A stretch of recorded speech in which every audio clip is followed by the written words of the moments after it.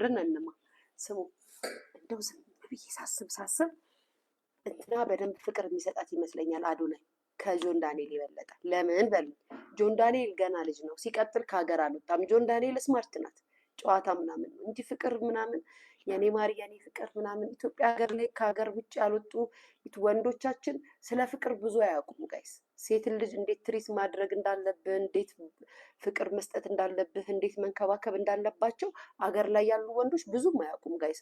ወይ ቤተሰቦቻቸው በጣም ሌተስት የሆኑ ውጭ ሀገር የኖሩ ወይ ደግሞ ጸዳ ያሉ ቤተሰቦች ከሆኑ አባት ለእናት የሚሰጣትን ፍቅር አይቶ ያደጉ ወላጆች ልጆች ካልሆኑ በስተቀር እንደኔ እየተኮረኮምክ ያደግ ከሆንክ ምንም ነው የማይገባ፣ ወይም ወንዱም እንደዛው ማለት ነው። ሶ አዶናይ ግን ከዚህ በፊትም ነጭ ነበረችው ገረፈኝ። በዛ ላይ ደግሞ አዶናይ እናትዬ ሲያስቸግር ምናምን እኮ አዶናይ ቤተሰቦች እኮ አሜሪካ እኮ ነው የሚልኩት ጋይስ፣ ጸባይን እንድታስተካክል ምናምን ብለው አስባችሁታል? ትንካርኩት እስኪ።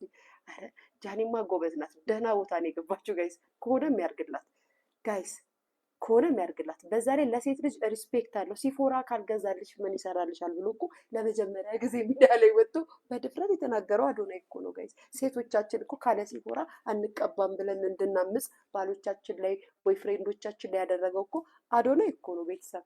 ስለዚህ አዶናይ እና ጃኒ መጠባበሳቸው በራሴ ግምትና በራሴ አስተሳሰብ ዝም ብዬ ሳስብ በጣም አሪፍ ነው። የሀገሬ ልጆች እንደው እነሱ ደብቀውናል፣ ምንም ነገር ያሉት ነገር የለም ምናምን ገብቷቸዋል። እንደው ግን እንደዚህ እህሏቸውን አይናቸውን ሳየው ዝም ብዬ ተጠባብሷል።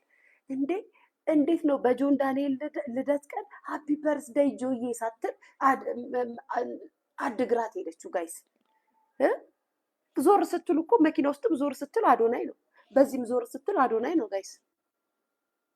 እና ጃኒ እና አዶናይ ተጠባብሰዋል። ወይኔ ጃኒ ገደለችኝ።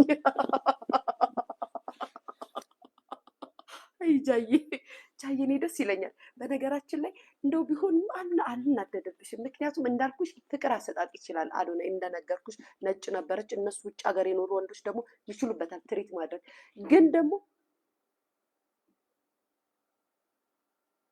ግን ደግሞ ጃኒ ብዙ እንዳታምኝ፣ ብዙ ልብሽ እንዳሰጪ።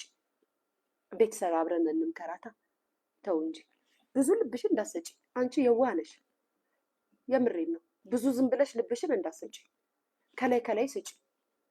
ግን ከሆናችሁ ከተጠባበሳችሁ አዶናይ አስባችሁታል? ሲያወራ ራሱ ያዝናናል። አይደለም ጠብሰው አይደለ ጋይስ፣ በደንብ ነው የሚያዝናናት። ስለዚህም ተዝናኝበት የኔ ፍቅር፣ ተዝናኝበት። እንደሆነ ጆን ዳንኤል ብንጠብቀው አልተለቀቀም። የኔ ጌታ ጆንዬ፣ እሱም በቃ ጆን የሚፈታና ከልጁ ጋር ከኖያዩ ጋር ይቀጥል። ልጄ